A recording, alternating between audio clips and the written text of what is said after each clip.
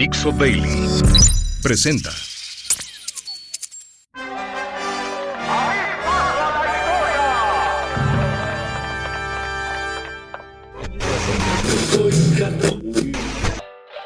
Damas y caballeros, aquí se platican historias, Anécdotas y efemérides. Porque jamás la historia se atrevió a tanto. Con Alejandro Rosas.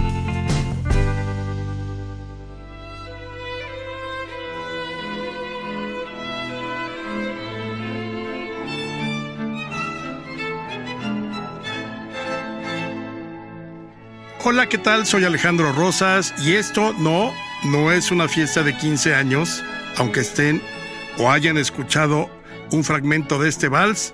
Esto es porque jamás la historia se atrevió a tanto. No estoy cumpliendo 15 años, pero para explicar por qué empezamos con este vals, vámonos directamente a... Con la música por dentro. fuego en la pista.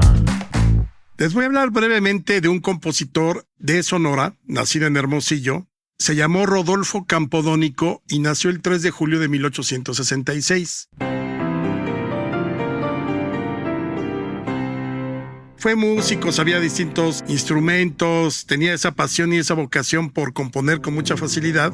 Compuso cerca de 2,500 piezas musicales y además en 1910 formó la Orquesta del Estado de Sonora, que tocaba en parques en Hermosillo y Guaymas. Ahora, como casi toda la generación de Rodolfo Campodónico, pues muchos se metieron rápidamente a las filas del maderismo entre 1909 y 1910. El propio Rodolfo lo hizo. Y pues, obviamente eran enemigos de Porfirio Díaz, de Victoriano Huerta. Y ya un poquito después de que había caído Huerta y Porfirio Díaz, en 1916 ya regresó otra vez tranquilo a Hermosillo a dirigir y a componer Rodolfo Campodónico. Se cuenta que en una ocasión, estando en la Plaza Zaragoza de Hermosillo, pues de pronto vio que entre la gente estaba el coronel Plutarco Elías Calles. Sí, el que luego sería presidente de la República. Y entonces al verlo, como era su medio enemigo político, Campodónico ordenó a su orquesta que interpretara la marcha Viva Maytorena. ¿Por qué esta marcha? Porque José María Maytorena era enemigo juradísimo de Calles, de Obregón y de Carranza. De hecho, Obregón le llamaba la Trinidad Maldita a José María Maytorena, que había sido gobernador de Sonora, a Pancho Villa y a Felipe Ángeles. Obviamente, varios de los soldados que iban con Calles intentaron, valga la expresión, callarlo, pero él y su orquesta siguieron tocando hasta que finalmente lo amenazaron de muerte y tuvo que exiliarse en 1916. ¿Pero por qué elegí Club Verde? Porque para mí es uno de los valses favoritos de la época del Porfiriato finales, pero además Club Verde se convirtió en prácticamente el himno del maderismo. Casi siempre a los lugares en el norte del país donde llegaba Francisco I. Madero en su campaña democrática de 1909 y 1910, casi siempre se lo ponían o alguien lo tocaba o tenían un disco ahí para el gramófono o para el fonógrafo, y el hecho es que Club Verde, este hermoso vals, se convirtió en el himno del maderismo e incluso después de su muerte se seguía interpretando. Así que, mañanitas y pastel para Rodolfo Campodónico.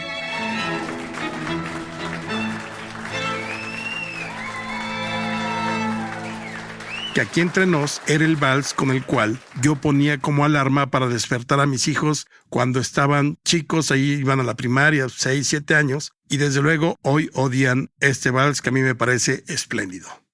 Y ahora con ustedes, mi sección, La historia va al cine. Oigan, seguramente en estos días se enteraron que exactamente hace 50 años se estrenó la película Tiburón, uno de los grandes éxitos de Steven Spielberg. Bueno, yo creo que no hay nadie que no la haya visto a estas alturas de la vida. Y si no, ahí va el spoiler, al final matan al tiburón. Y si no la han visto, por eso va el spoiler, porque serían el hazmerreír y yo los bulearía el resto de su vida si no han visto Tiburón. Pero bueno, se estrenó hace 50 años y fue considerado el primer blockbuster de la historia. ¿Qué significa el término blockbuster? Pues digamos que la cinta más taquillera. y en ese sentido aplicaba el blockbuster para la película más taquillera del verano. A partir de ese 1975 fue que las compañías productoras y los directores y los productores buscaban que cada verano se estrenaran grandes películas taquilleras porque pues el ritmo lo marcó Tiburón en 1975. No voy a hablar más de Tiburón. Desde luego, si algo marcó esa película fue también las dos notas prácticamente que todo mundo sabemos que se refieren a Tiburón, y es de el soundtrack del gran compositor de películas, John Williams.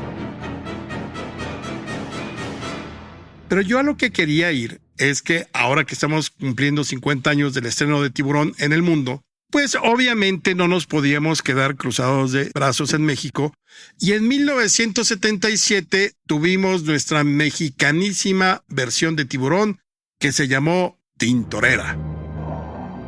Sí, así como lo oyen. Resulta que el director René Cardona Jr., que fue pues muy famoso, pero también sus películas, algunas fueron exitosísimas, pero por malas. Por ejemplo, él es el director de La risa en vacaciones, de aquella película que tenía de protagonistas a Luis Miguel y el Lucerito, Fiebre de amor. Fiebre de amor. La noche de los 1000 gatos, que es un thriller ahí bastante chaquetón, con Hugo Stiglitz, donde los gatos son asesinos. Y otra de esos como churrotes, Triángulo diabólico de las Bermudas. Bueno, desde luego hay una trayectoria de René Cardona Jr. que creo que valdrá la pena que retomemos en un futuro podcast. Pero aquí él fue el director de Tintorera.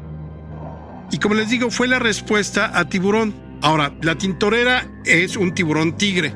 Toda la película se grabó en Isla Mujeres, allá en el Caribe. Y lo más interesante de la película, porque la historia es bastante chafona, es que todas las escenas fueron con tiburones vivos y se filmaron gracias a la experiencia de aquel Jacques Cousteau mexicano. Yo creo que para muchos que son de mi generación de finales de los 60s, principios de los 70s, quizás se acuerden de su nombre, Ramón Bravo. Oceanógrafo, fotógrafo, pues fotógrafo submarino, desde luego, buceador, o sea, realmente le sabía a todas las cosas del mar, y él tuvo fuerte influencia y participación en la filmación de Tintorera. Ahora, lo curioso es que era medio sexualosa y cachondona la película, y de hecho tuvieron que sacar dos versiones. En ese entonces todavía RTC, que censuraba las películas, pues era muy mocha. Radio, Televisión y Cinematografía de México era pues muy mochilas, y entonces pues es una película, imagínense, llevaba a Andrés García, a Hugo Stiglitz, ambos en sus mejores momentos, y a Susan George, una actriz inglesa de no malos bigotes, y entonces tienen un triángulo amoroso ellos, pero además salen muchas chicas en bikini. Pero la versión, digamos, que se distribuyó en Estados Unidos y en Europa, pues obviamente tenía desnudos a diestra y siniestra. O sea, podían haber cantado Quisiera ser un pez, entre muchas otras canciones. Y esa versión no se presentó en México. Aquí la censuraron. Pero básicamente era la historia de Andrés García, Hugo Stiglitz y Susan George, y desde luego con el villanísimo que es el tiburón tigre, que ataca a dos pescadores, ataca a varias muchachas con las cuales están teniendo sexo los protagonistas, e incluso ataca al propio Andrés García y se lo come. Entonces, de eso va la película. Lo increíble es que fue un éxito en taquilla. Desde luego, nunca tuvo el arrastre que tuvo Tiburón aquí en México. Sin embargo, si puedan ver por ahí alguna de las versiones, yo recomendaría la versión sin censura, porque fuera de algunas escenas de cómo matan tiburones en el Caribe en esos años, cuando todavía no había toda esta circunstancia de la defensa de las especies animales y demás, pues quizá vale la pena eso, la fotografía un poco, pero siempre los desnudos de estas modelos que salían junto con Andrés García y Hugo Stiglitz, pues pueden pasarse un rato admirable y admirando a la Tintorera. Aunque usted no lo crea. Fíjense que el próximo 30 de junio se conmemora la derrota de la que yo todavía llamo la Noche Triste. Sí, fue la Noche Triste de Cortés. De los españoles y de los tlaxcaltecas que perdieron la vida tratando de huir de Tenochtitlán. Todas estas mamarrachadas de la noche victoriosa, de vamos a cambiar los nombres de las calles porque cómo vamos a hablar de la conquista, me parece pura estupidez que viene arrastrando la 4T desde el sexenio pasado y que es pura manipulación histórica. Es la derrota de la Noche Triste y todo el mundo sabíamos que era por Cortés, porque desde luego la pasó muy mal, pues lo derrotaron, pero querían a fuerza meter la Noche Victoriosa. Pero bueno, son necedades. El hecho es que la primera gran pregunta que surge ¿es cierto que Cortés lloró su derrota al pie de un ahuehuete muy cerca de Popotla? Pues miren, así al vuelo podemos decir que no se sabe. A ver, lo que podemos afirmar es que, de acuerdo a lo que cuenta Bernal Díaz del Castillo, el cronista que acompañaba a Cortés, sí llegó a Popotla muy apesadumbrado Cortés, o sea, muy triste, preocupado, no sabía si, por ejemplo, había logrado sobrevivir Marina, no sabía cuántos de sus hombres habían logrado sobrevivir, murieron más de 150. Las cifras varían, pero puede ser entre 150 e incluso hasta 800, imagínense. Yo creo que es muy exagerado 800, pero sí unos 200 aproximadamente sí. Y obviamente era gente con la que venía estando acompañado desde 1519, esto es 1520. Entonces, sí tenemos que estaba muy triste y apesadumbrado. Quizá derramó una lágrima por ahí. Nadie hizo un dibujo ahí de miren cómo llora Cortés. Pero pasó a la historia como la Noche Triste. Ahora, ese ahuehuete es donde lloró. Ahí sí no hay manera de comprobarlo. Esta zona de Popotla sí se caracterizó porque en algún momento dado tenía muchos ahuehuetes y seguramente más que buscar... quiero llorar en ese ahuehuete, me late, miren, está padre como para entristecerme. No, simplemente ha de haber llegado jadeante, cansado, sudoroso de haber matado mexicas, de haberse defendido, de haber huido, porque realmente fue una huida brutal y seguramente agarró algún lugar ahí donde se sentó a descansar. Pero la tradición cuenta que en ese ahuehuete, que todavía hoy pueden visitarlo, fue donde lloró su derrota.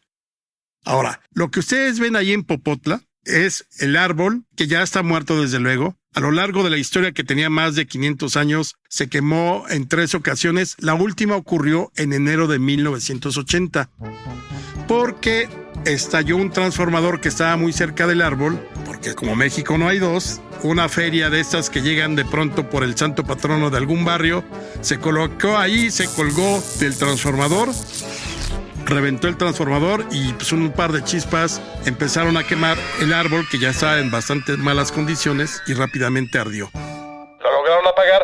Pero si pueden darse una vuelta, está prácticamente a 2 cuadras del metro Popotla, vale la pena, tiene la tradición, sí tiene prácticamente yo creo que unos 800 años lo que queda del tronco. Pero, ¿dónde viene la historia de aunque usted no lo crea?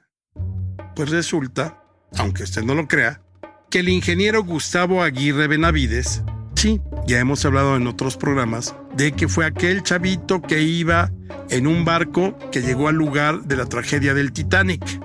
Es el que yo cuento en mi libro, Cartas desde el Atlántico, el Titanic y la Revolución Mexicana.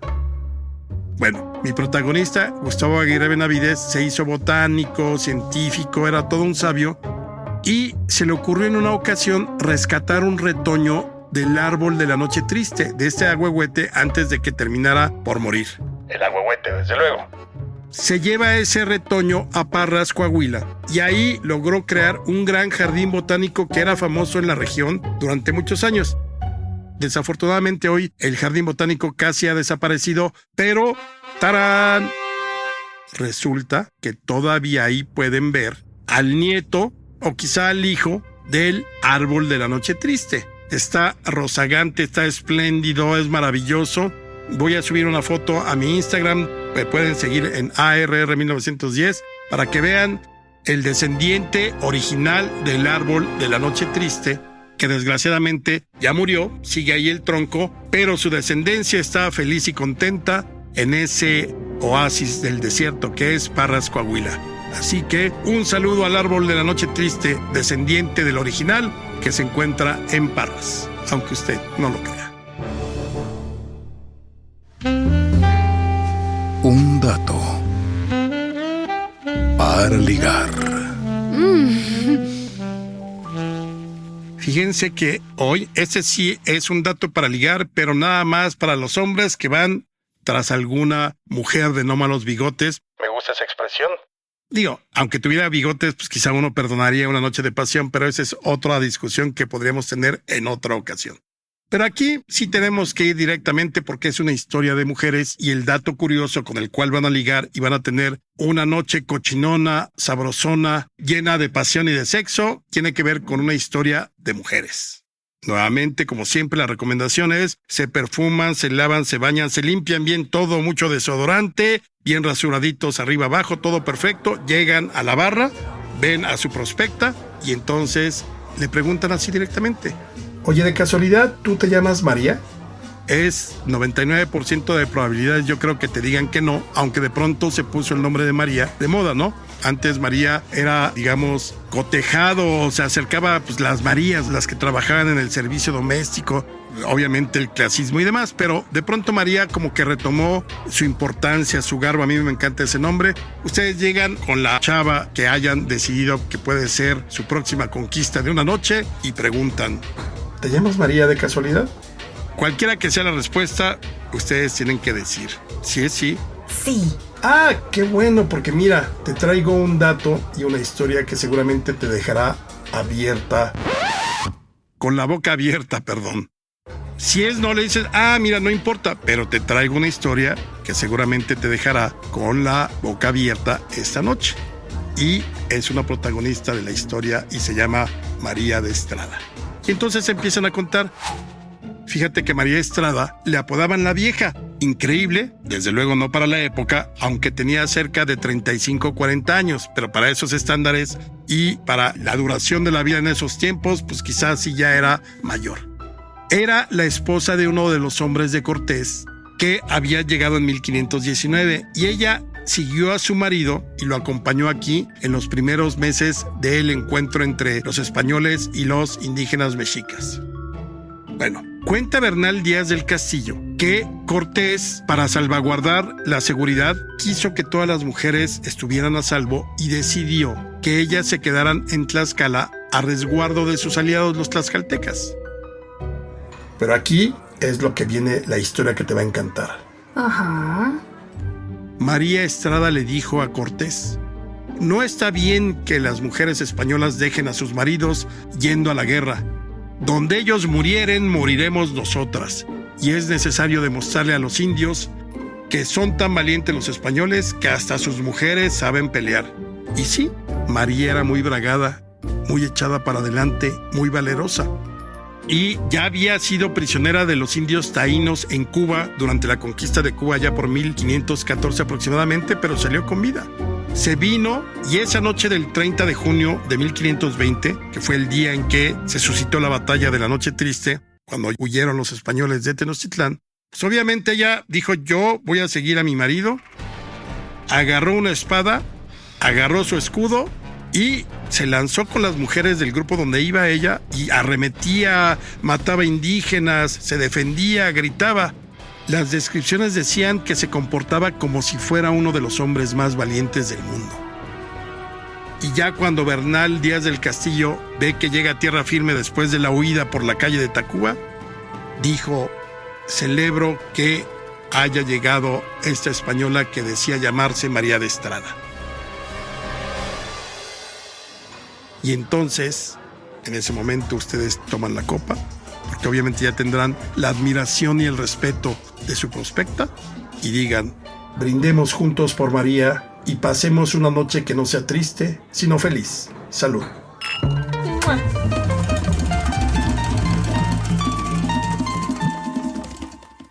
Y ahora nuestra gustada sección para terminar.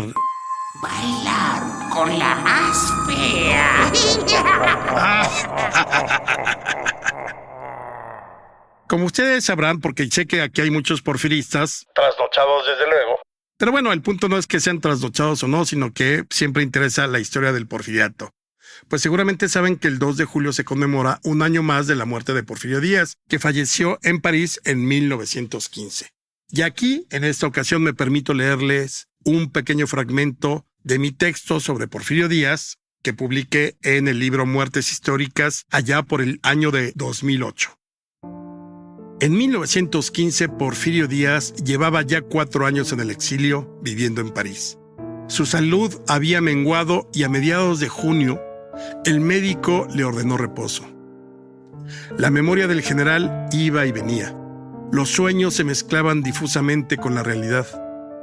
Recordaba su infancia en Oaxaca, veía los rostros de su madre Petrona, de su hermano Félix, de su adorada esposa Delfina. Cuando recobraba la conciencia, estaba en su apartamento parisino. El día 29 de junio el general se confesó y recibió los santos óleos para prepararse a recibir a la muerte. Obviamente no sabía qué día llegaría. El 2 de julio fue un día lleno de luz. El cielo azul del verano mostraba la belleza de la ciudad monumental. El calor recorría las calles parisinas. Poco después del mediodía, Porfirio dejó de hablar. Inició un último viaje hacia sus orígenes. Su cuerpo estaba condenado al exilio, pero su alma había vuelto a México, a su tierra. Cerca de las 6:30 de la tarde, cuando el sol comenzaba a caer sobre la ciudad luz, los rayos atravesaban el Arco del Triunfo y la gente se paseaba alegremente por Campos Elíseos, Porfirio Díaz expiró. Lo hizo tranquilamente y en brazos de Carmelita, rodeado por su hijo Porfirio, por su nuera, por sus nietos y varios amigos. Tiempo después, Carmelita escribió: «Cuando le cerré los ojos y lo besé por última vez, creí morir también. Realmente el corazón sucumbiría al dolor si no sintiéramos la seguridad de que esta separación es tan solo pasajera ausencia, que disminuye todos los días con la esperanza de poder reunirnos con los seres que tanto nos amaron, que han sido nuestra providencia sobre la tierra y a quienes hemos idolatrado también».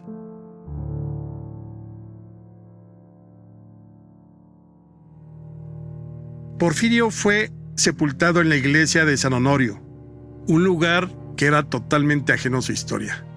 Unos años después, en 1921, sus restos fueron trasladados al cementerio parisino de Montparnasse, donde, aún hoy en pleno 2025, continúan su descanso, en un exilio que al parecer, al menos aquí en México, será eterno para don Porfirio.